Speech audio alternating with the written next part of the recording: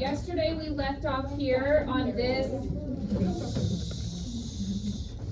Yesterday we left off here on this slide about monopolies. And I want to just refresh the reasons that monopolies are bad for our economy. Because what we see in the Gilded Age is the rise of big business monopolies. And then in the next era that we study, we're going to look at how our country basically corrects itself. How do we get rid of these types of economic practices? So monopolies allow this, yes? Is there any monopolies now? Like, could you give us an example? The diamond tree. Or you misread? Chill. There is some claims that media companies currently hold monopolies because you have like maybe it's four very powerful, wealthy people who control most of the media.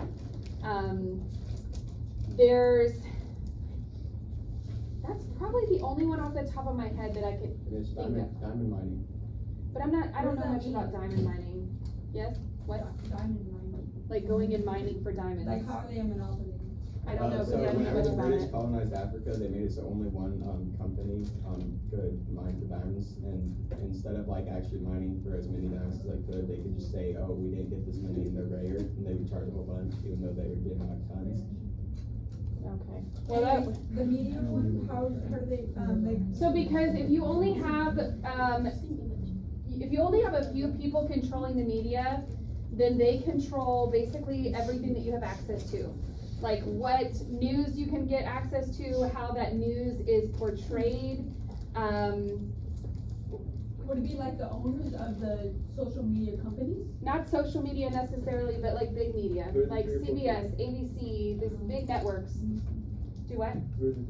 I don't know but off the top of my head. Is Meta a monopoly? So Meta seems to be forming a quasi-monopoly with Google. But is it a monopoly by definition? Maybe not yet. There's also been some other like proposals of like business mergers that could form monopolies. Technology being one of the areas that people are really watching.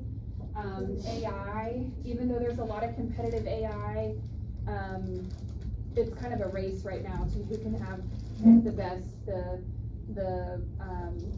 Like the space race? most kind of, yeah. So, is there one that exists currently? Off the top of my head, I can't think of any, but I'll look into it.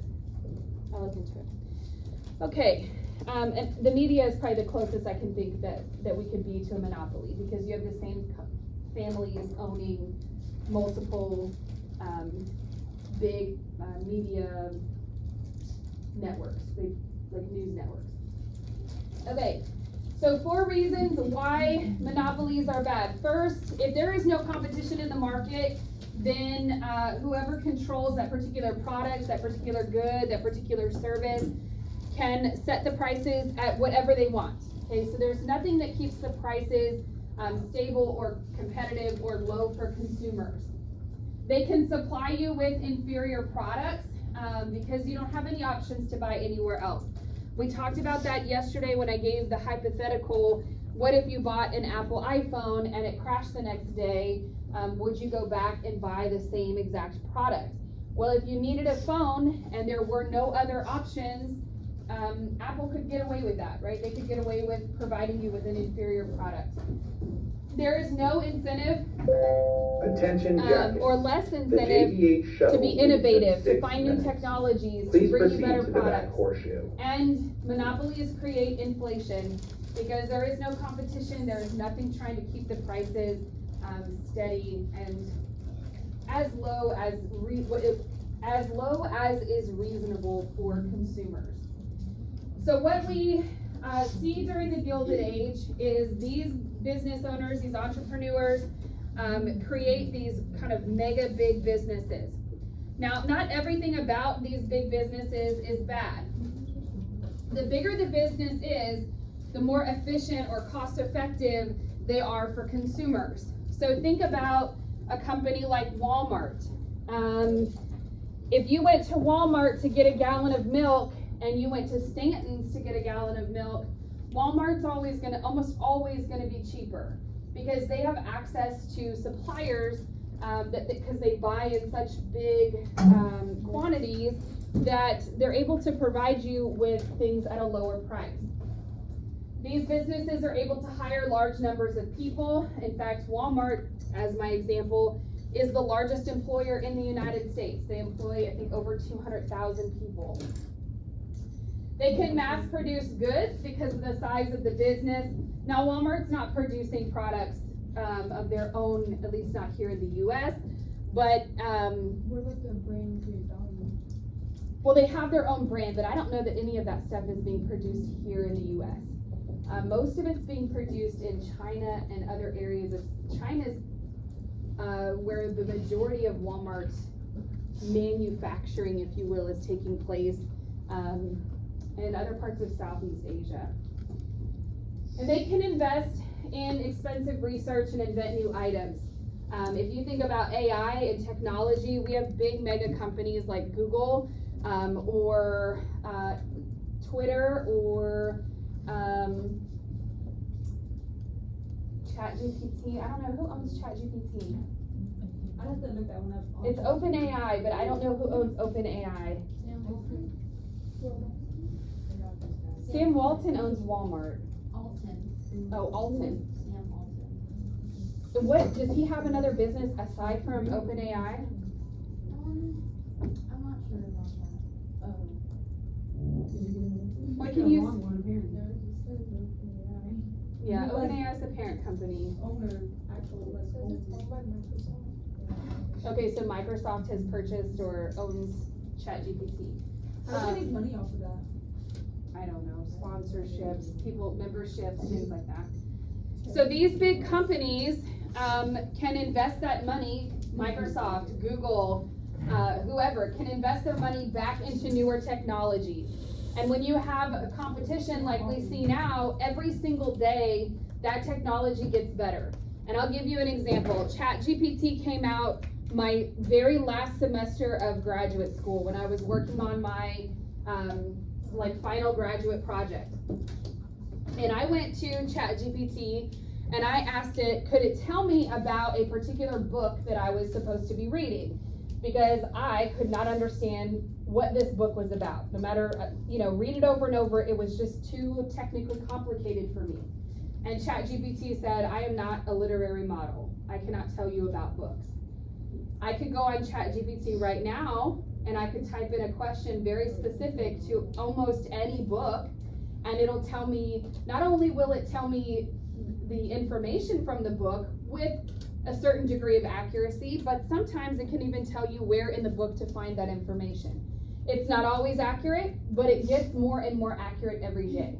So this competition, these businesses being able to invest in new technology brings better services to us, or better technology, better goods, and so on. The cons of a big business, though, is that they often have an unfair advantage. In terms of competition, we can look at Walmart. Walmart's my favorite to pick on because they're actually a pretty horrible corporation. But you look at Walmart. Walmart used to be like a small little store, like no bigger than like a Kroger. They didn't have any produce or like an entire grocery section. It was just clothing, some hunting items, some like little houseware things, and that was it. So essentially the side of the store that is in our Walmart to the right, that was what Walmart used to be, just this little store. Walmart decided that they wanted to expand and create these super centers that sell like groceries, and they put in hair places and nail salons and all of these extra eyeglass places, all of these extra things into Walmart. When they expanded to a super center and they move into a community like Alvin, who can compete with them? Who can compete with their eye center? The prices that you would get on glasses at Walmart's eye care. Who can compete with the prices in their hair salon or their nail salon? Nobody, not saying nobody, but a lot of places cannot compete. Therefore, when Walmart moved into communities, this was probably in the late 1990s, the very early 2000s, when Walmart started opening these super centers in these smaller communities, it puts a lot of mom and pop businesses out of business because they just cannot compete with the prices that Walmart has. Not only can they not compete with Walmart's prices, they can't compete with hardly anything that Walmart, part of their business model, the price that they get the goods to begin with, the lower price that they pay to move goods across the country. So there is a bit of an unfair competitive advantage over smaller business. They often exploit their workers. Again, let me pick on Walmart. Walmart is notorious for hiring people part-time. And they do this because if you hire someone full-time, especially the size of the business that Walmart is, they have to provide benefits. They have to provide you health care. They have to provide you paid time off. They have to provide you workers' compensation insurance, which back in this time, none of those things existed, but they do now. So Walmart says, fine, nobody works more than 30 hours a week or 38 hours a week. Or we keep our full-time staff to a bare minimum so that we can have the maximum amount of employees at the lowest cost. We can maximize our profits. Some of these bigger businesses, particularly the coal industry, railroad industry, oil industry, pollute the environment. Now, in modern times, we have anti-pollution laws that really control that, but back in this period of time, there is none. And then they have an unfair influence over governments and politics. Kylie, do me a favor. Google how much money does Walmart contribute to politicians? And I don't care what side politicians, Democrat, Republican, just how much money are they contributing to politicians? They control the world. Walmart is definitely a very powerful corporation. 32 A year? Does that say per year? Okay, we'll go with 32 million. Even if it was 32 million over the last 5 years, that's a lot of money. So they have a bit of an unfair advantage because they can contribute money to politicians, they can put money into our government, and then those people we elect into office are going to make decisions with Walmart in mind. And I'm picking on Walmart, but Walmart, this is not exclusive to Walmart, okay? Other big corporations do this as well. HEB sure makes political contributions. Like to Texas. Probably to Texas races, yeah. The role of the government in all of this is laissez-faire. Okay, our economic system, at least initially, is hands-off, meaning that the government doesn't feel like it is their responsibility to regulate the market, regulate competition, regulate hardly anything. And so for the good majority of the late 1800s, from industrialization until we get into the progressive era, the government tries to stay out of it. As businesses are forming monopolies, the government says that's not my business, let the market work itself out. The government does provide laws to protect property and enforce contracts, but during the Gilded Age, these laws and government, any intervention on the part of the government is going to be on behalf of the business, not on behalf of the American worker or the American people. The government also establishes a system of patents to protect inventors. This is a benefit to any of us, right? Because if we come up with an idea, somebody can't just come along and steal that idea. If you patent it, you own the rights to that particular invention. And in the Gilded Age, they're going to support big business by enacting tariffs to help manufacturers basically stamp out foreign competition. Now, tariffs, which we'll talk about kind of throughout US history, tariffs are a lot more complicated than just saying, well, we're gonna put a tax or we're gonna put a charge on a foreign country. Tariffs can work when they're used properly, but when we use blanket tariffs like we do in the 1920s, that help protect American businesses, they have long-term consequences because they're not as effective when you use them on a broad scale. But it is a tool that the government can use to help protect American businesses.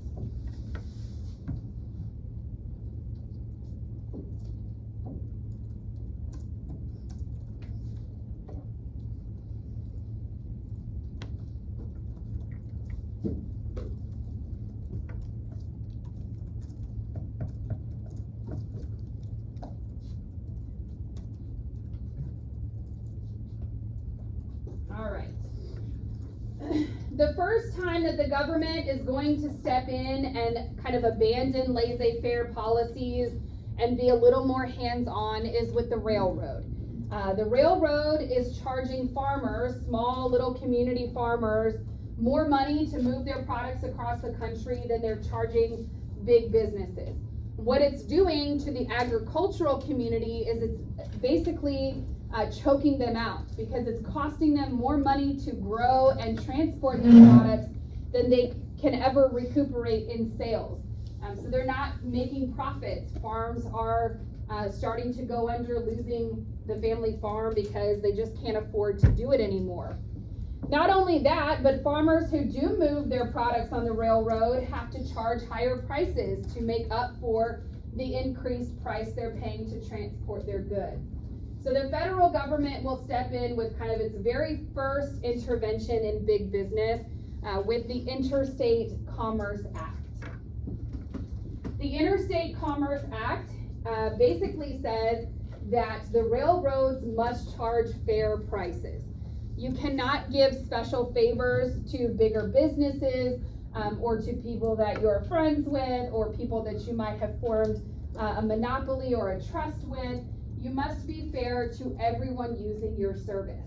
It is the first time ever that Congress regulates business, and it's going to be kind of one of the only regulations that we see, at least in this era. To enforce the Interstate Commerce Act, the U.S. government creates the Interstate Commerce Commission. And essentially, they're just a government agency that farmers or other people can contact if they feel that they're being treated unfairly in interstate commerce or in their sales that go across state lines. It is the job of the Interstate Commerce Commission to ensure that the railroads are abiding by the rules that are established by Congress. For a lot of people, this is seen as like a major overreach, that the government shouldn't put their hands in the economy, that the government shouldn't interfere with private businesses, and that if we are truly a capitalist economy, if we truly believe in laissez-faire, then the market should work itself out rather than the federal government stepping in. For other people, though, this lays a foundation for future government intervention, that we can turn to the government when we feel like we are being taken advantage of, and that they can come up with a solution to our problems. Sometimes it works, sometimes it doesn't. In 1890, the federal government passes the Sherman Antitrust Act in an attempt to break up business monopolies.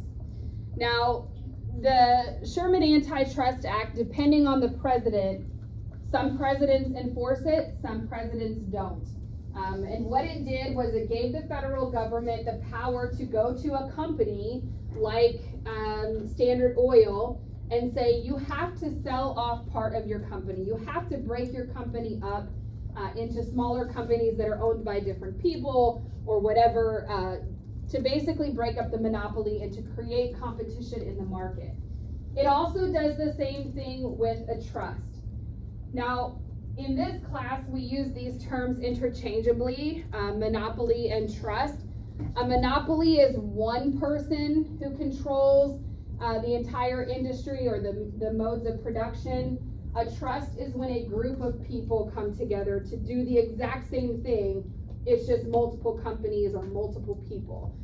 So when you see antitrust it's the same thing as saying anti-monopoly. This is the same principle to break up these monopolies. This marks a significant change in the attitude of Congress towards the abuse of big business. That the federal government is willing to step in and break up these big businesses that are not only exploiting consumers, but also exploiting workers, people who work for them. Now, for the rest of the Gilded Age, the workers are going to kind of be on their own. And we're going to talk about that here in a second. But eventually, in the 1900s, we're going to see the government step in a little bit more. Now, the conditions of labor in this time period, we've already talked about, right? People work long hours. They don't make very much money. A lot of times the work conditions were unsafe. I like to show my other students, I don't know if I have it in here or not, but there's a really famous photo of young men building skyscrapers in New York City. And they're literally on these, big tall beams, 50 stories in the air, and they have no safety harness. There's nothing keeping them safe. If you fell off the building, well, that sucks to be you. They'll just hire someone else to replace you. The same thing happens in the coal mines. People get black lung at like a very young age, in their 20s, and die of lung diseases. Accidents happen at work all the time where people might lose a limb, lose a hand, lose fingers, and there is really no recourse. The employer is not responsible for your safety on the job site. That becomes a major issue because people feel that their employer should at least make sure that they're safe at work. They should also make sure that they are compensated fairly, that they're being paid a fair wage. Immigrants and women and children are often paid less than men for the same job. This issue for women is going to be one that follows us through the 1900s, even to the modern age. I think the pay gap between men and women in 2026 is like 88, for every $88 a man makes 100 or something, or 88 cents a woman makes per hour, a man makes $1. So there's still a pay gap, a gender gap between men and women. Oh, that's the picture, there we go. So the working conditions are take it or leave it, right? You need a job, you need to feed your family, you need to pay your bills, so do it. If you get hurt, hold on, I sound like some trouble.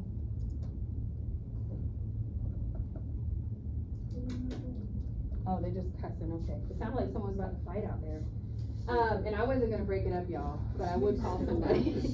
I would call somebody. Okay, so it's take it or leave it, right? You gotta feed your family, you're gonna have to just accept that this is the working condition, that there is no safety harness, that if you fall off of this skyscraper, oh well, somebody else will be in line ready to take your job. You're gonna accept that you're gonna be paid low wages, you're gonna accept that you're gonna work long hours, and there's really nothing initially that workers can do to push back, to ask for better wages or ask for more pay or better hours or better, safer working conditions. And so workers start to band together. They decide that they've got to do something. The government's not doing anything to help. So the workers are going to have to take it into their own hands. And they do that by forming labor unions. Do y'all know what a labor union is?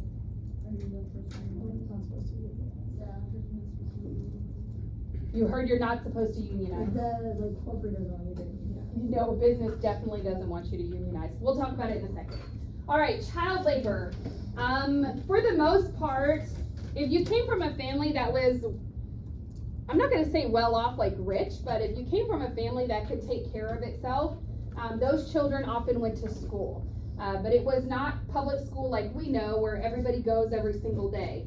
It was mostly boys that were going to school. And it was often if your parents or your family could afford to pay for it.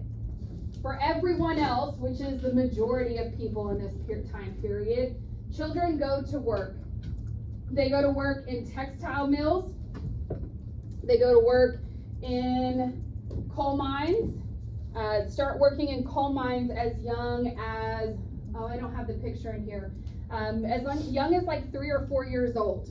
And these companies hire children for a couple reasons. One, if you're working in a coal mine, it's often a very confined space. So children are small. They can get into these kind of tighter areas. You can also pay them less. You can pay a child 10 cents a day or 10 cents a week, and they were grateful for it because their family needed the money. So child labor becomes a big issue. About 1 in 5 American children work during the Gilded Age, mostly in coal mines and textile mills. Some kids will do some kind of domestic household stuff with their parents. If like mom was some kind of laundress or a cook or something, the kids might help her there. But most of the kids that are working outside of the home are working in coal mines and in textile mills. And conditions are just as dangerous for them as they are for adults. There is no job security. You could be fired for any reason at any time. Okay, and you woke up today and you had the stomach flu and you said, I can't go to work because I literally cannot get out of the bathroom. That's okay. There is a line of people who are willing to take your spot. If you get hurt on the job, you accidentally cut off a finger or, whatever, break a leg, the company could fire you for that because you're not able to work anymore. They need to find someone else to fill your position. There are no benefits. The healthcare, the way that we understand it today, doesn't even exist yet. But there's no unemployment. So if you get fired from your job, there's no security net to help you take care of yourself. Currently, 2025, if you get fired from your job and it's determined that that was a wrongful termination or it was the result of the company downsizing, you can get unemployment. You can get a check every week for a certain period of time to help you carry over until you can get a new job. That does not exist. There is no workers' compensation. Workers' compensation, if I walk out of this classroom and I go down those stairs and I fall and I hurt myself, Alvin Independent School District must take care of me while I am healing because I got hurt on the job. That is true for most jobs that you all will go and work. In the Gilded Age, I've already told you, if you cut off your finger, they might just fire you because they feel like you were being, careless or reckless. So people don't have anything to fall back on, and companies are not held accountable for the way that they treat their employees. And there are also no sick days. Go to work sick or risk losing your job. One of the biggest workplace tragedies that happened during the Gilded Age happens at the Triangle Shirtwaist Factory. I can't remember if this video explains what a shirtwaist is, but this factory basically makes women's blouses. And they're called shirtwaist because of the way, I don't know, that they cinch on the waist or something. But anyway, I'm going to let you watch what happens in this particular factory and how this, we'll talk about how this leads to workplace safety, changes in workplace safety. There we go. Fire serves as kind of a wake-up call that the conditions in American industries are dangerous. And if we look at kind of all of the things that happen to these women, they're locked in the building, there's no way for them to get out. Hold on, I don't know what happened to the PowerPoint. Where did it go? We're not done. There's a few more. No, I can go to the main home, though. All right. No. Oh, there we go. So this serves as kind of a wake-up call for the American government, but also a way that workers are going to rally behind or kind of rally together to guarantee themselves better working conditions. Now in 2026, almost every single workplace has just standard protections. For instance, when we talk about fires, in every classroom there are sprinklers. This is a newer building, so the sprinklers are those circular things up in the building or up in the ceiling. If there were a fire or detect smoke, those drop down and spray water.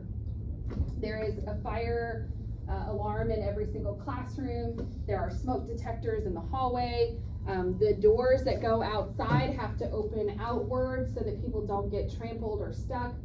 So there are all kinds of workplace safety standards. To prevent myself from getting hurt, like I technically should not ever climb on desks or chairs or any of that stuff. Those things are rules that are put in place to ensure that I am safe and to prevent the school districts also from like unnecessary worker accidents. So how do workers band together? They form trade unions or labor unions. You can call them either one. A union is an organization of workers who essentially work together to bargain for what they want or bargain for what they need.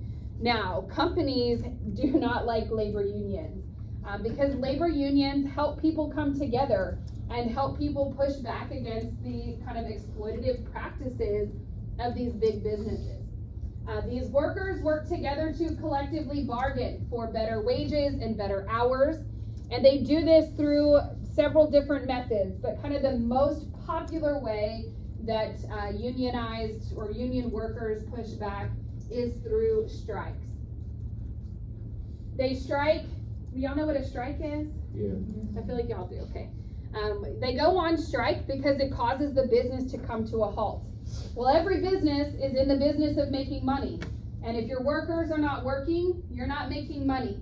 Therefore, that puts a lot of pressure on the business to give the workers what they want so that they will go back to work. Now, that doesn't mean in every case that these strikes work and the workers magically get everything that they're asking for, but it does put the company in a position that they have to bargain. They have to work with their employees to ensure that their employees are happy with, whatever the conditions are of labor. We get two major labor unions that emerge in the Gilded Age.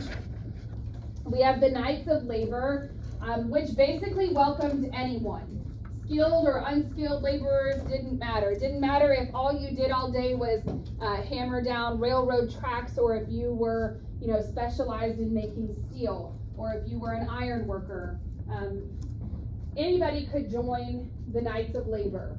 They use collective bargaining, so striking, mediating, picketing, all kinds of tactics to get themselves better wages and working conditions. They oppose child labor. They're going to push for a ban on child labor, which we will see happen in 1906, and they supported equal pay for women.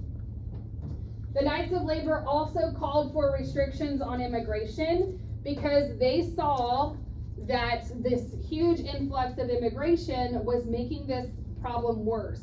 It was giving businesses kind of an unlimited supply of workers, so the business could exploit whoever they want and then just hire somebody new. So they wanted to restrict immigration so businesses didn't have this whole kind of line of workers waiting for a job. It would force businesses to be more fair to the people who already worked there. The other labor union, which is still around today, when we think of this one, before I tell you what it's called, it is more of like an umbrella labor union, meaning it's not the actual union. It kind of houses all of the unions that exist today and supports them in their efforts. And that is the American Federation of Labor, or the AFL. The American Federation of Labor was for skilled workers. So your blacksmiths, your iron workers, your pipe fitters, your, firefighters, your blue collar but skilled, right? You weren't just a factory worker working on an assembly line. You were somebody who went out and made something or did something very niche, very particular. The AFL is going to emerge as the principal voice of organized labor, meaning that it is going to be the head honcho of the labor unions. It's going to do a lot of the activism for workers in the Gilded Age. And today it is still the biggest labor, or collection, I guess, of labor unions in the United States.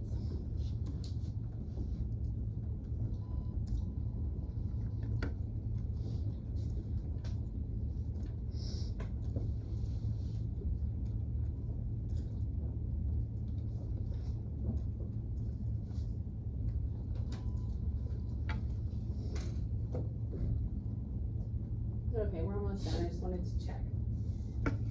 So in the late 1800s, there are a series of strikes that are led by labor unions.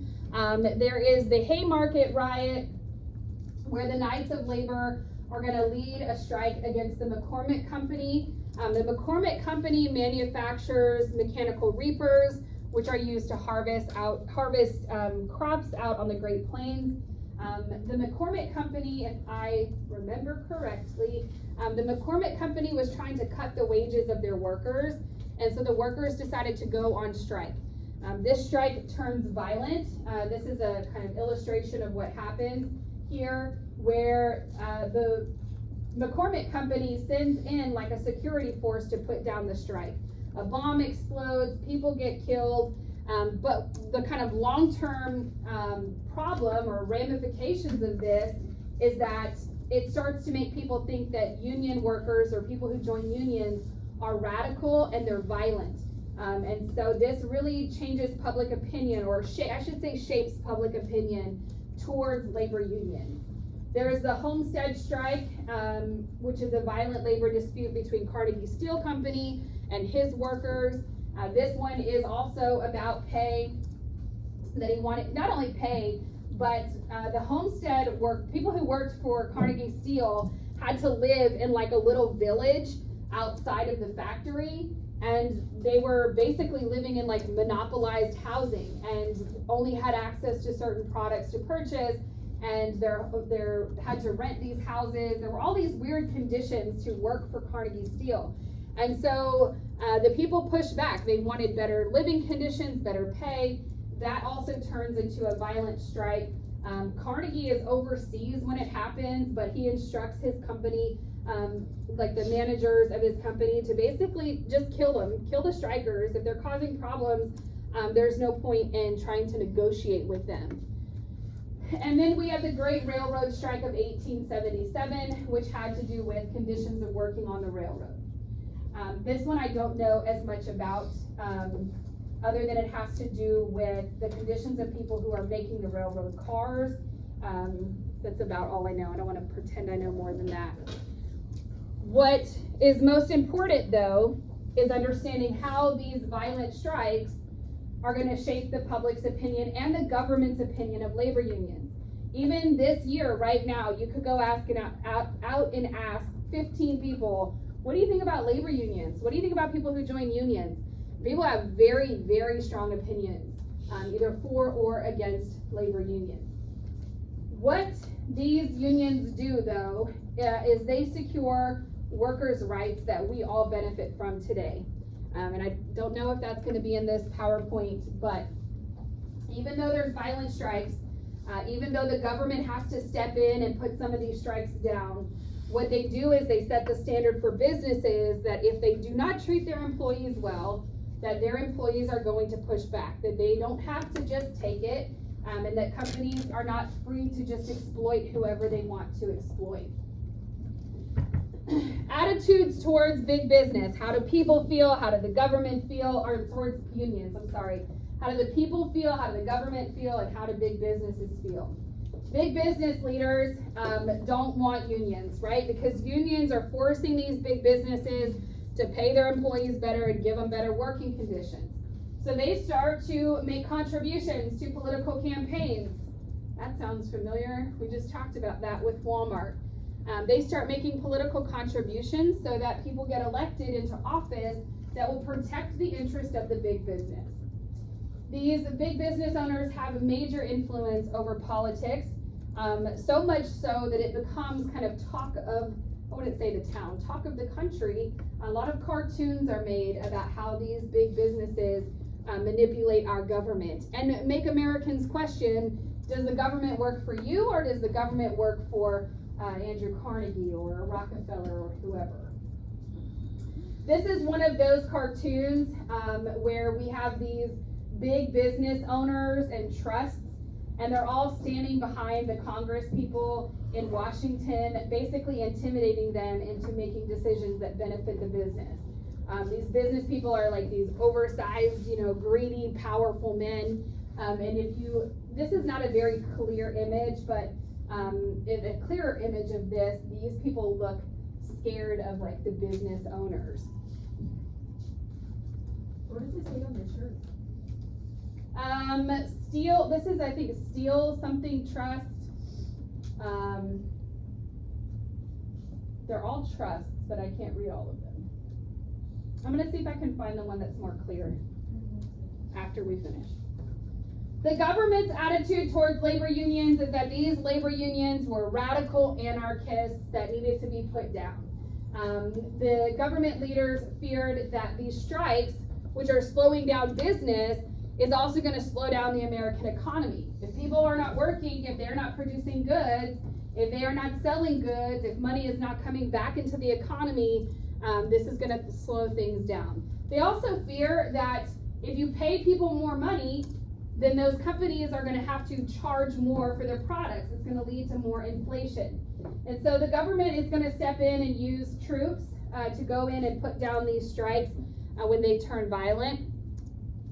And the federal courts are going to rule that labor unions are illegal operations or legal organizations, that they violate the antitrust laws, and that they are essentially people forming together to form a trust against the big businesses. The general public has mixed feelings. Okay, many believe that businesses have the right to hire and fire as they please, that nobody should be coming in and telling a business what to do. Nobody should be telling a business what to pay their workers. Nobody should be telling a business how many hours they can work. That is up to the business, because that is truly the definition of laissez-faire, or the definition of capitalism. Many feared that higher wages for workers meant higher prices for goods. This is still an ongoing fear or ongoing issue that Americans talk about. For the last, probably the last 15 years, there's been discussion about raising the minimum wage. And every time that discussion comes up, the argument against it is almost always that the more you pay someone, the higher the prices of goods, or the higher the prices of goods will go. Many people associate unions with radical ideas. We're going to see that transform into, they think that these people are anarchists, they think that they're communists, they think that they're anti-government, anti-American, it's unpatriotic. And so people have some real fears. On the other side of this, there are plenty of Americans who support labor unions because they see how successful these unions can be. They see that some companies are paying their workers a living wage. Some companies are only forcing their employees to work 5 days a week, 8-hour, 10-hour work days. Some companies are starting to provide benefits. So it's a mixed bag, right? There's people that feel strongly on either side. And that, my friends, is the end of the notes. All right, tomorrow I'm not really